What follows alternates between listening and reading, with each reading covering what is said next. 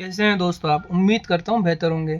आज की जो मैं वीडियो शेयर कर रहा हूँ आपसे, वो वीडियो शेयर कर रहा हूँ जब मेरे मुर्गी के बच्चे हैच होना स्टार्ट हुए थे तब से लेकर के अब तक की वीडियो। थोड़ी वीडियो है और कुछ इसमें थोड़ी बहुत वीडियो नहीं है जो मैं बना नहीं पाया था, और बाकी हैचिंग से लेकर के अब तक की वीडियो मैं आपसे शेयर करूँगा। आप इसमें इनकी ग्रोथ देखेंगे।